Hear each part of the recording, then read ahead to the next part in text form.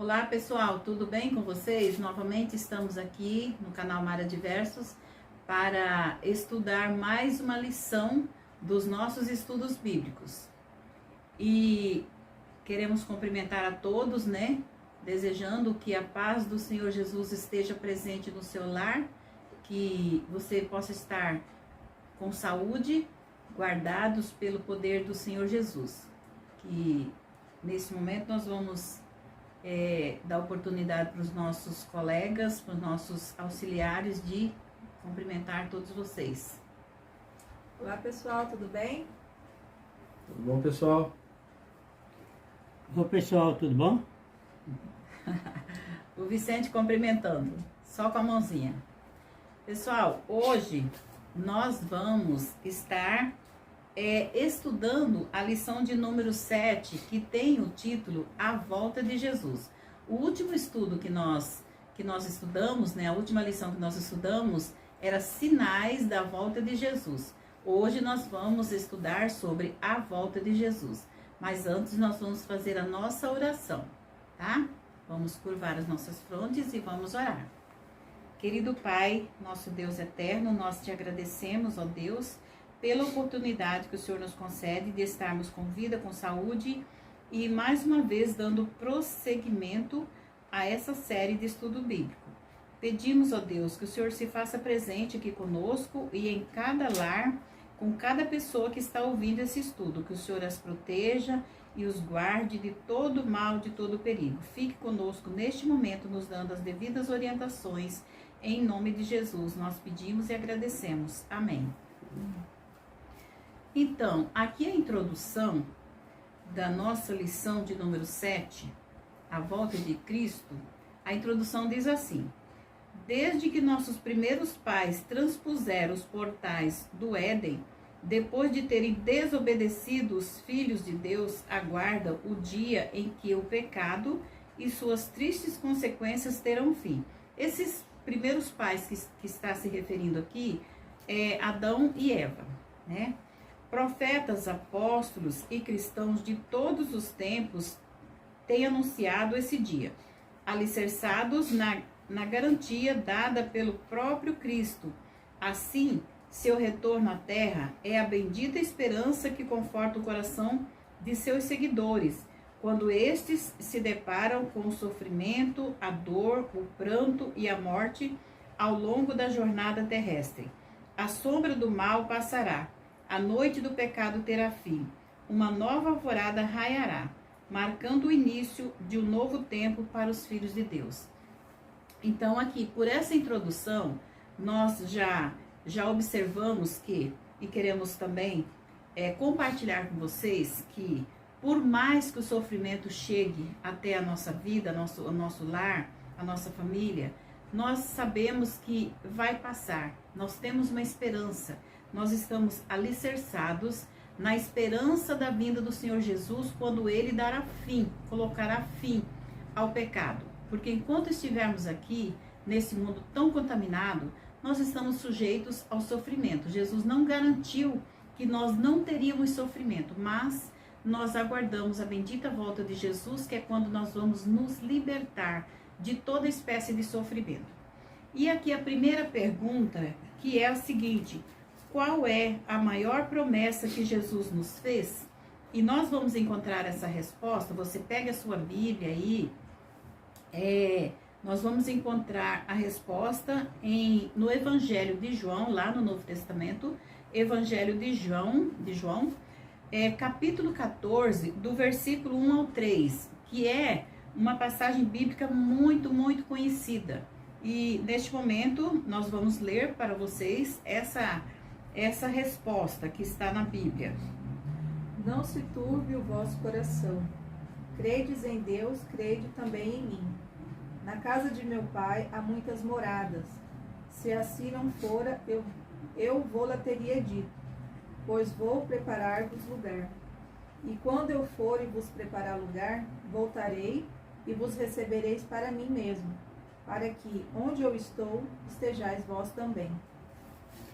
Então, essa foi uma promessa que Jesus fez para os discípulos que estavam muito tristes pela partida do mestre que estava indo para o céu, né?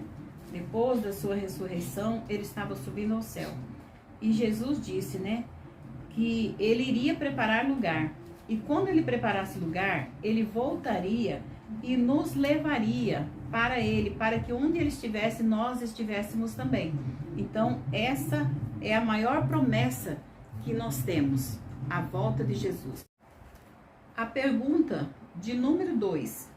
Podemos marcar uma data para a segunda vinda de Cristo? Será que nós podemos marcar essa data? Vamos ver o que Mateus, o livro de Mateus, capítulo 24, versículo 36, nos responde. Mas a respeito daquele dia e hora ninguém sabe, nem os anjos dos céus, nem o Filho, senão o Pai. Então, não é permitido marcar uma data. E nós já sabemos, nós presenciamos que pessoas, né, no passado marcaram datas, mas essa data não se cumpriu. Então, segundo o que está escrito em Mateus 24, 36, não podemos marcar a data da vinda de Jesus. Então, somente o Pai sabe a hora, né?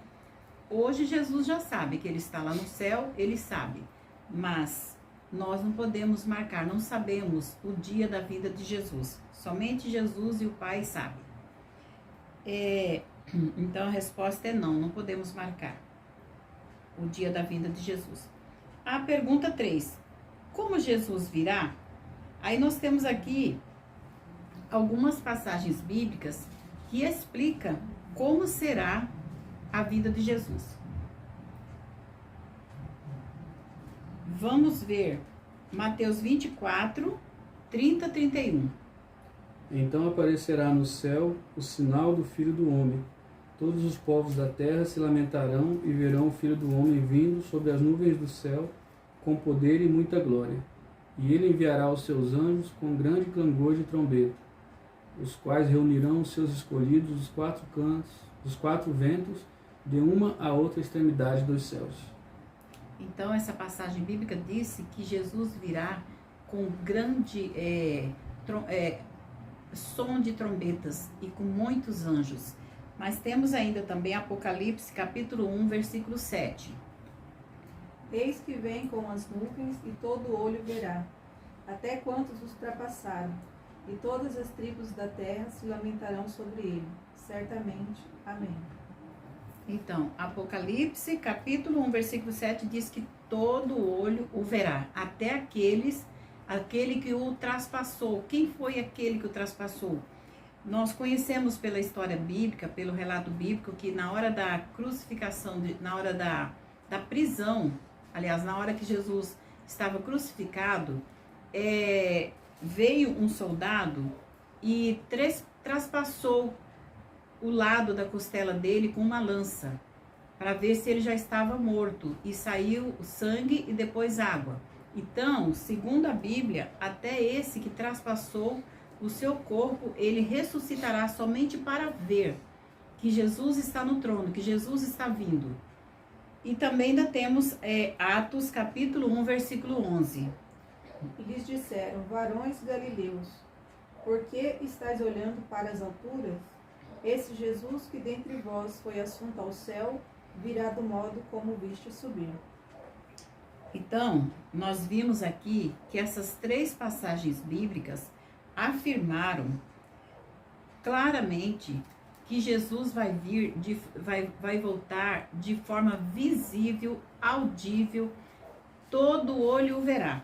Mas existe uma afirmação que diz que Jesus vai vir de forma escondida.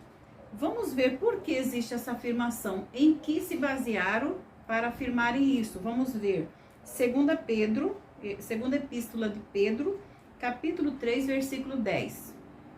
Virá, entretanto, como ladrão, o dia do Senhor, no qual os céus passarão com estrepitoso estrondo, e os elementos se desfarão abrasados. Também a terra e as obras que nela existem serão atingidas. Olha só, Se é assim, como muitos afirmam, que vai haver um arrebatamento secreto, vou tomar aqui um gole de água.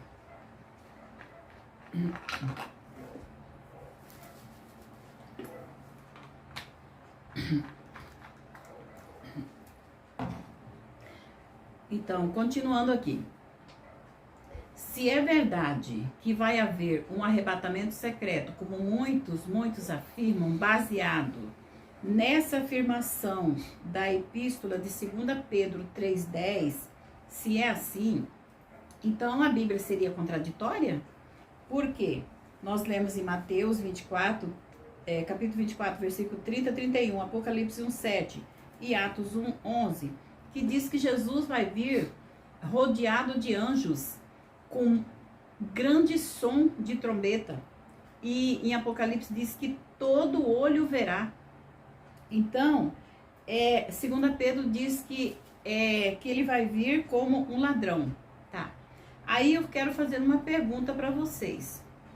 Por acaso, se o ladrão for entrar na casa de alguém, ele vai mandar um bilhete avisando: olha, vou entrar na sua casa hoje. Ou talvez uma chamada de vídeo, uma mensagem, um e-mail. Será que o ladrão vai fazer isso? Não. O ladrão, ele vai vir de forma escondida, de forma secreta. Se o ladrão mandasse uma mensagem avisando que ia entrar na nossa casa, o que iríamos fazer? Iríamos ficar preparados, porque esperando o ladrão. Talvez chamássemos a polícia, pedisse uma ajuda, né, da polícia para ficar esperando o ladrão entrar. Então, quando Pedro fez essa afirmação, ele estava dizendo, em outras palavras, nas minhas palavras, né? Ele estava dizendo: Maria, fique preparada, tá? Fique apercebida, porque a volta de Jesus vai vir de surpresa, tá? Jesus, ele não avisou o dia que viria. É como a vinda do ladrão, que é no sentido da surpresa. O ladrão não avisa quando chega. A vinda de Jesus seria de surpresa. Por que de surpresa? Porque se nós soubéssemos o dia exato da vinda de Jesus, iria haver um falso reavivamento, tá? É isso que ia acontecer. As pessoas iriam se preparar somente de aparência. Não iriam se arrepender dos seus pecados. Não ia reconhecer que Jesus é digno do seu arrependimento. Então, assim, era uma forma de fazer com que as pessoas se preparassem. Não que Jesus vai vir escondido. Jesus vai vir de forma visível, audível e corpórea. Todo olho verá. Ele vai vir de forma presencial. Todo olho verá. Mas ele não vai marcar o dia. Por quê? Para que você fique preparado diariamente. Viva preparado. Mesmo porque, se Jesus não voltar logo, nós podemos não estarmos vivos. E aí? Para aquele que morreu preparado, Jesus já voltou. Porque, como Jesus disse, a morte é como um sono. A pessoa morreu preparada. Então, no dia da volta de Jesus, o anjo do Senhor vai despertar aquela pessoa e ela vai ressuscitar como se ela tivesse deitado naquele momento no túmulo. Ela não tem noção, os mortos não têm noção de tempo. Então, é isso que acontece. Vai vir como um ladrão no sentido da surpresa, tá? Não que Jesus vai vir escondido. Então, aqui tem várias questões de marcar verdadeiro ou falso. Então, como Jesus virá? Como virá? Cristo virá como ladrão, tomando muitos de surpresa. Isso é verdadeiro. Sua vinda será secreta e silenciosa. Isso é falso. Ele não descerá à terra, ficará nas nuvens. Isso é verdadeiro. Será visível apenas para alguns cristãos. Isso é falso. Ele vai vir para todos verem. Virá com poder e glória, acompanhado de milhares e milhares de anjos. Isso é verdadeiro. Jesus virá de maneira pessoal, literal, e todo olho verá. Isso é verdadeiro. Então, essas são as afirmações, a resposta exata da pergunta de número 3, como Jesus virá, tá? E ainda vocês podem pegar a sua Bíblia e ler também Salmo Salmo 30, verso 3, tá? Para complementar essa resposta. Agora a pergunta de número 4. O que ocorrerá com os mortos e vivos fiéis na segunda vinda de Cristo? O que vai acontecer com as pessoas que morreram fiéis a Cristo? Tanto os mortos como os que estiverem vivos na segunda vinda de Cristo. O que vai acontecer? Vamos ver. 1 Tessalonicenses, capítulo 4, versículo 16 e 17. Porquanto o Senhor mesmo, dada a sua palavra de ordem, ouvida a voz do arcanjo e ressoada a trombeta de Deus, descerá dos céus, e os mortos em Cristo ressuscitarão primeiro. Depois, nós, os vivos, os que ficarmos, seremos arrebatados juntamente com ele, entre nuvens, para o encontro do Senhor nos ares, e assim estaremos para sempre com o Senhor. Então, os vivos serão arrebatados, tá?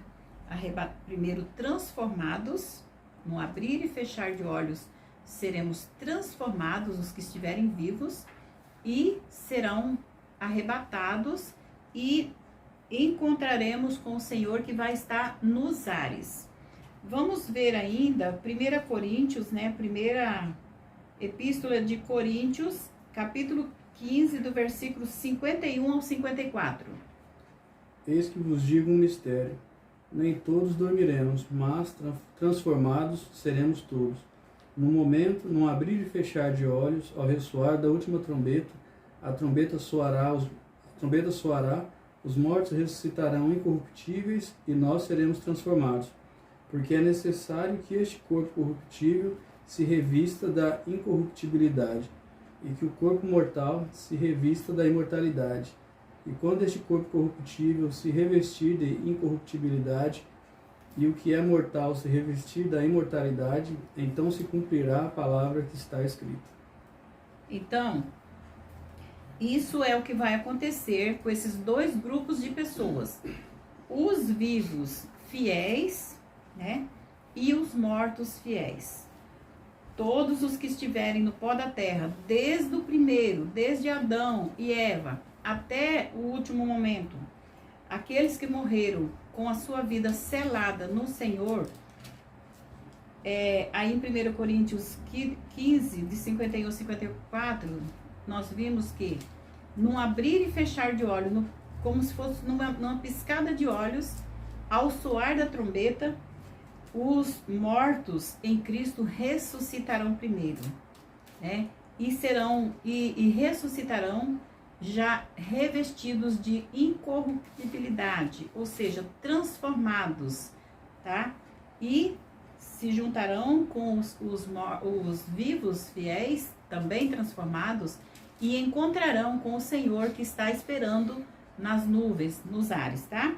Então, mortos fiéis ressuscitarão, serão transformados e arrebatados. Vivos fiéis serão transformados e trasladados. Todos encontrarão com Cristo nos ares e juntarão um só grupo para ir com ele para o céu. A pergunta 5. O que ocorrerá com os vivos que não se prepararam para a segunda vinda de Cristo?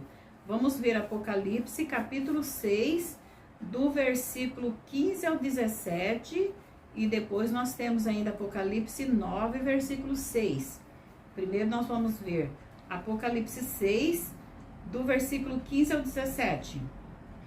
Os reis da terra, os grandes, os comandantes, os ricos, os poderosos, e todo escravo, e todo livre se esconderam nas cavernas, e nos penhascos dos montes, e disseram aos montes, e aos rochedos, cai sobre nós, e escondei-nos da face daquele que se assenta no trono e da ira do Cordeiro.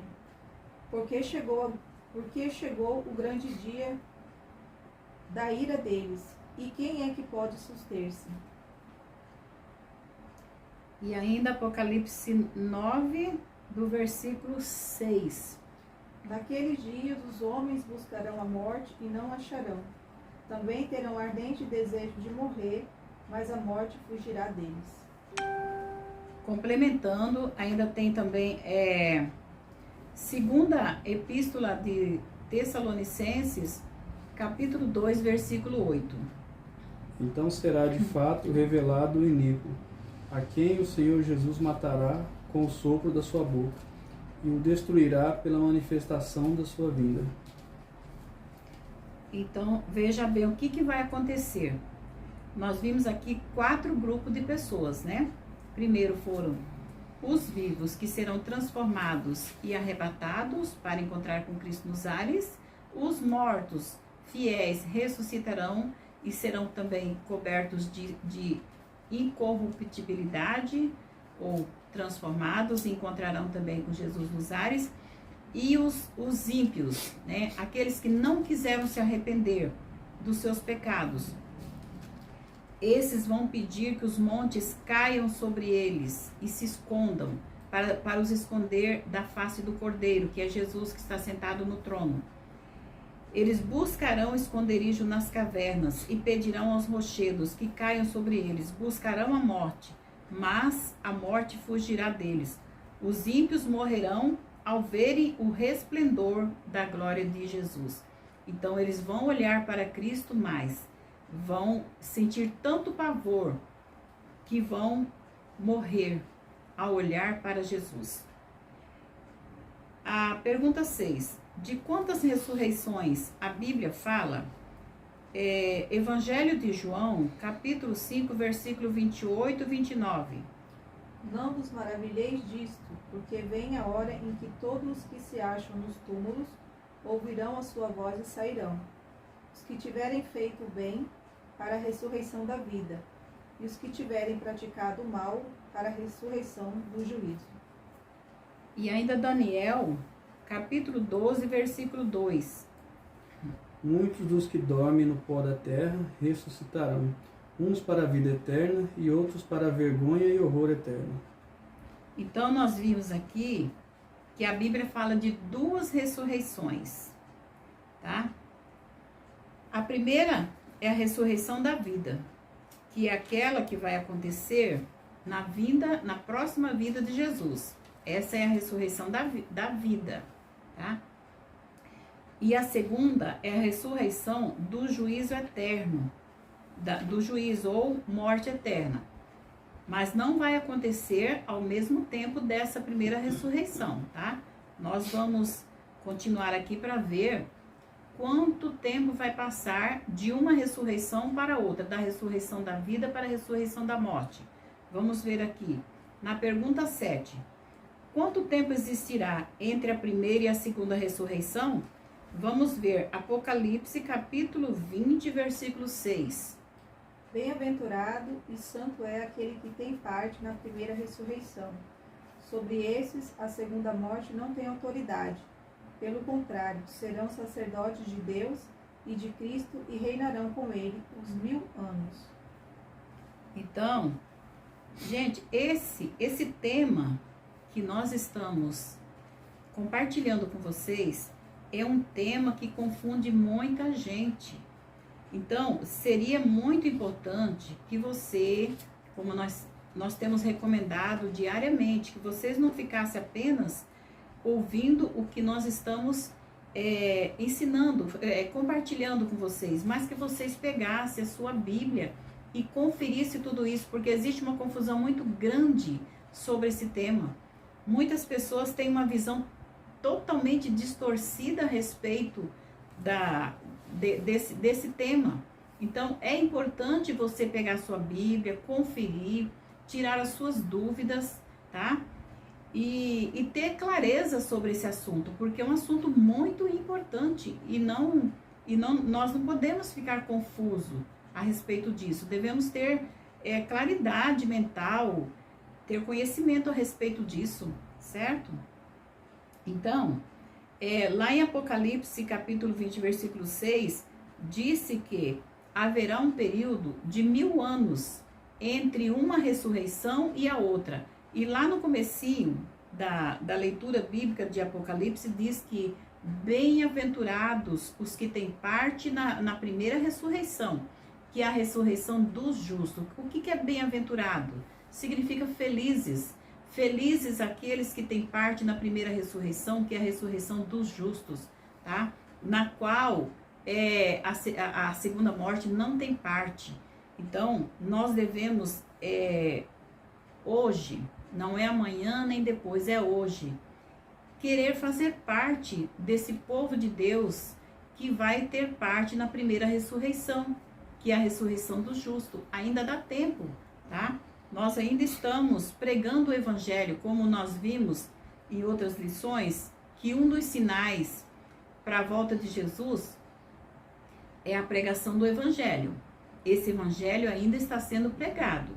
A partir do momento que todos tiveram a oportunidade de ouvir o evangelho eterno, essa mensagem de salvação que Jesus deu para todas as pessoas, a partir do momento que todos ouvirem, então se fecha a porta da graça.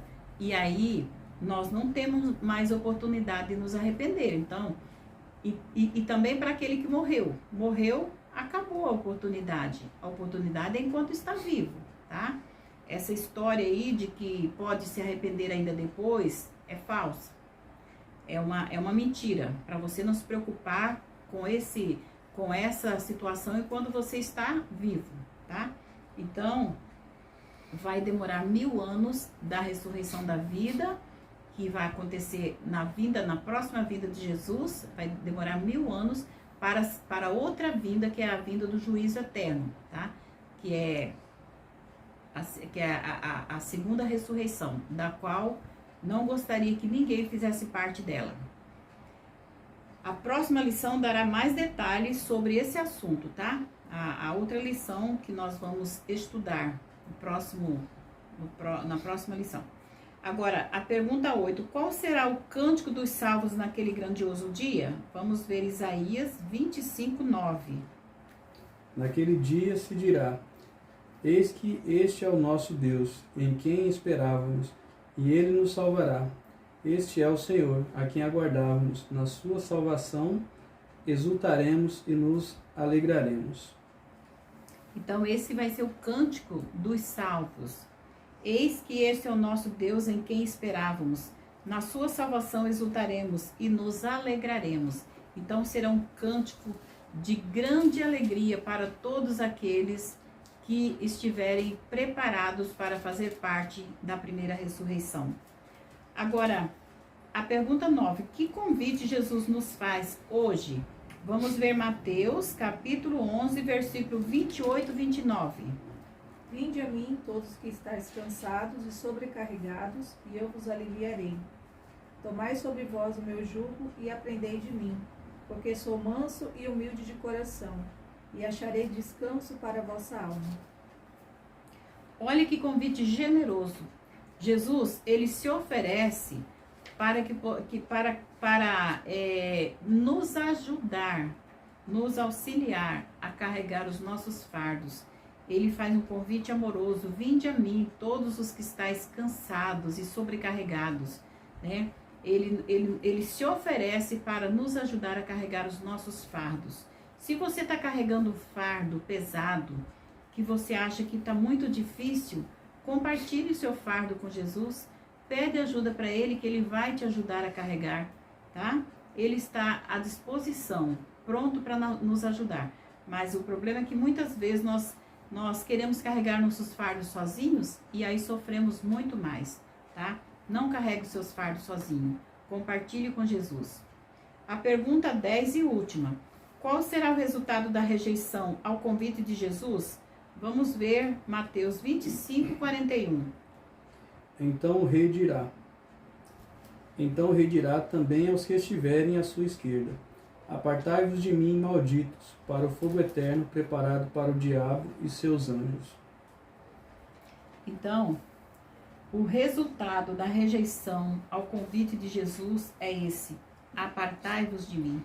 Então, não vamos viver a nossa vida como se não houvesse um acerto de contas, que vai haver. Vai haver o dia em que nós vamos prestar conta de toda a nossa vida, de tudo que nós fizemos aqui neste mundo, tá? Esse mundo é como uma plantação. Nós estamos plantando e colhendo. E vai ter o dia que nós vamos prestar conta de tudo aquilo que nós plantamos, tá?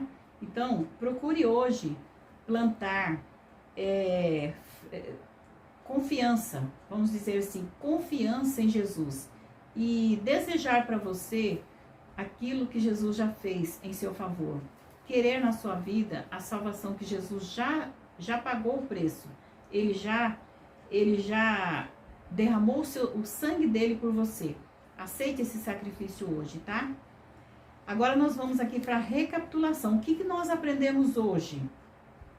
A Bíblia fala que Cristo voltará à Terra. A primeira vinda ocorreu há 2000 anos. Aguardamos a segunda vinda de Jesus. O texto clássico da segunda vinda está em João 14:3.